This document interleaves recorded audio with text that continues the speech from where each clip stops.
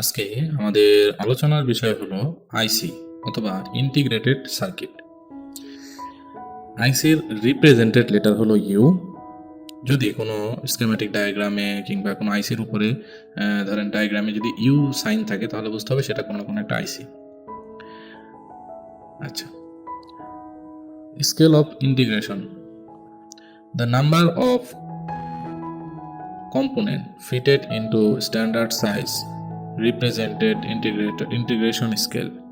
In other words, its density of components is classified as follows. Okay, actually যে আমরা যে আইসি গুলো ব্যবহার করি এটা কয়েকটা মানে ভাগে গঠিত হয়, যেমন এসএসআই, এমএসআই, এলএসআই, তারপরে 4VLSI, তারপরে 5VLSI। তো অনেক ধরনের আইসি ব্যবহার করা হয়। তবে আসলে আইসি কিভাবে তৈরি হয় সেটা এত ডিটেলস বলে শুধু সময়টা আমি বাড়াবো না। তবে আমাদের যে আইসির বিষয় নিয়ে আমাদের যে ধারণাটা দরকার সেটা আমরা আপনাদেরকে দেবো। তো আইসি কিভাবে, মূলত দেখেন আইসির ফ্যাব্রিকেশনটা আগে বুঝতে হবে যে একটা আইসির ভিতরে কি কি কম্পোনেন্ট ব্যবহার করা হয়। আইসির ভিতরে মূলত ডায়োড, রেজিস্টর অ্যান্ড ক্যাপাসিটর, এই যে কম্পোনেন্টগুলো, এই কম্পোনেন্টগুলোর কম্বিনেশনে আইসি তৈরি করা হয়। আপনারা এখানে স্ক্রিনে দেখতে পাচ্ছেন যে একটি আইসি, এবং এই আইসিটা দুই ভাগে ভাগ করে দেখানো হয়েছে যে এই আইসির ভিতরে কি কি ধরনের কম্পোনেন্ট রয়েছে। তো এখন আমরা আপনাদেরকে এই আইসির বিষয়ে আরও ডিটেলস আমরা ইনশাল্লাহ আপনাদেরকে দেখাবো। তো চলুন আমরা এই আইসির বিষয়ে আপনাদেরকে আরও বিষয় দেখিয়ে দিচ্ছি। যেমন আইসি, যেমন এখানে আপনারা স্ক্রিনে দেখতে পাচ্ছেন যে পিন আইসির কোডিং কীভাবে হয়। এখানে ঘড়ি, আপনারা জানেন যে ঘড়ি যেদিকে অলওয়েজ ডান দিক থেকে ঘুরে, বাট আইসি ঘড়ির ঠিক উল্টাভাবে পিন কাউন্ট হবে। যেমন এটা হলো আইসির উপরের একটি মার্ক, নর্মালি যে কোনো আইসির উপরে ধরনের গোল মার্ক থাকে। এই আইসির এখান থেকে আমাদের পিন কাউন্ট করতে হবে, যেমন 1, 2, ঘড়ির কাঁটা এইভাবে ঘুরে, দেখতে পাচ্ছেন যে এইভাবে ঘুরতেছে। কিন্তু আইসির কাউন্টিং যদি আমরা করি তাহলে এখানে এইভাবে করতে হবে, 1, 2, 3, 4, 5, 6 এভাবে যেতে হবে। এটা হলো পিন আইসির কাউন্টিং। তারপরে আমরা আরও একটি পিন আইসি দেখব, এটার কাউন্টিং দেখেন 1, 2, 3, 4, 5, 6, 7, 8, 9, 10, 11, 12, 13, 14 এভাবে 20 পর্যন্ত, যে ঘড়ির কাঁটার ঠিক উল্টা দিকে। যে কোনো আইসি কাউন্টিং করুন ঘড়ির কাঁটার ঠিক উল্টা দিকে। তো দেখতে পাচ্ছেন আমরা এটা কিভাবে কাউন্ট করেছি। আচ্ছা, এখানে আপনারা দেখতে পাচ্ছেন যে আইসির কাউন্টিং কিভাবে হচ্ছে। তারপর আমরা আপনাদেরকে আরও একটি পয়েন্ট দেখাবো। যেমন এটা হলো বল আইসির কর্নারে যেরকম একটা দাগ থাকবে, হ্যাঁ, যে এরকম গোল মার্ক থাকবে, সেখান থেকে আমাদের কাউন্টিং শুরু করতে হবে। সেই কাউন্টিং থেকে দেখেন 1, 2, 3, 4, 5, 6, 7, 8 এভাবে। আর এখান থেকে আমরা যদি কাউন্টিং করে রাখি ABCDEF GH এইভাবে কাউন্ট করতে হবে। এখন ধরেন আমরা যে রেড মার্ক করা আছে, রেড মার্কের এটা হলো F পয়েন্টের F, আর এটা হলো নাম্বারের দিক দিয়ে 3, তাহলে এটাকে বলা হয় F3। যেমন এটাকে D এর সিরিয়াল আর 4 এর সিরিয়াল, তাহলে D4। এটাই হলো C এর সিরিয়াল আর 7 এর সিরিয়াল, তাহলে C7। এভাবে আমরা আইসির পয়েন্ট, যেটা বল আইসি, সেই বল আইসির আমরা পয়েন্ট কাউন্ট করে থাকি, মানে পিনগুলো আইসির যে পয়েন্টগুলো সেগুলো আমরা কাউন্ট করে থাকি।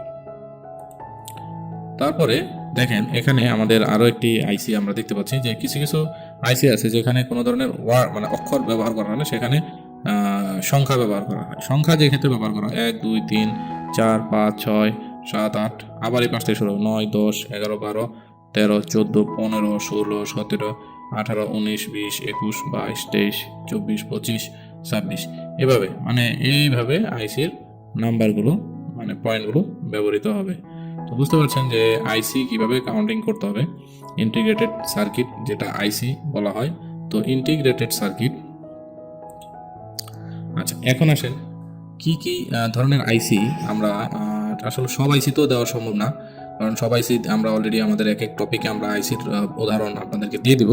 তবে এখানে জাস্ট আমরা একটু আইডিয়া দিয়ে দিচ্ছি যে কোন চিপসেটগুলো, মানে সিপিইউ কীভাবে, কোন মডেল, কোন ব্র্যান্ড, কী ধরনের সিপিইউ ব্যবহার করে আমরা সেই বিষয়ে আপনাদেরকে আলোচনা করব। নাম্বার 1, স্যামসাং কোম্পানি নিজস্ব চিপসেট আছে, সেটা হলো Exynos. Samsung company Exynos CPU ব্যবহার করে। এছাড়াও Samsung company, MediaTek, spectrum, plus আপনার কোয়ালকম সিপিইউ ব্যবহার করে আপনার সেট তারা ম্যানুফ্যাকচার করে। অ্যাপেলের সম্পূর্ণ নিজস্ব প্রযুক্তিতে নিজস্ব চিপসেট ব্যবহার করে A4 থেকে শুরু করে A16 পর্যন্ত সিপিইউ আছে। তো অ্যাপেলের সিপিইউ নিজস্ব সিপিইউ আছে। ওকে, এখন আসেন number 3, Qualcomm Snapdragon. Qualcomm Snapdragon এগুলো হলো ইউনিভার্সাল সিপিইউ, যেই কোনো কোম্পানি যেই কোনো ব্র্যান্ড এটা এই সিপিইউ ব্যবহার করে কাজ করতে পারে। মিডিয়াটেকও দেখেন, মিডিয়াটেকও একটি ইউনিভার্সাল সিপিইউ, যেই কোনো ব্র্যান্ড এটা ইউজ করতে পারে। যেমন MT6 ...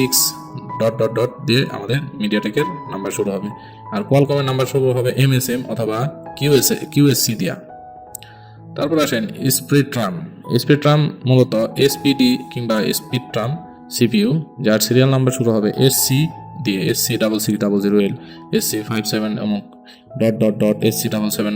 মানে এই ধরনের জাস্ট অ্যাটসেট্রা এই ধরনের নাম্বার দিয়ে এটা শুরু হবে, বাট শুরু হবে SC দিয়ে।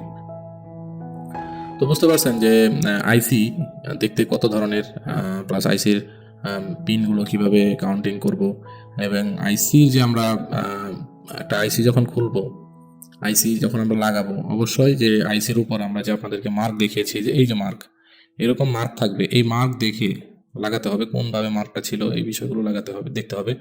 আর আইসির পিন কাউন্টিং বিষয়ে আমরা ভালো করে আপনাদেরকে আইডিয়া দিয়ে দিলাম।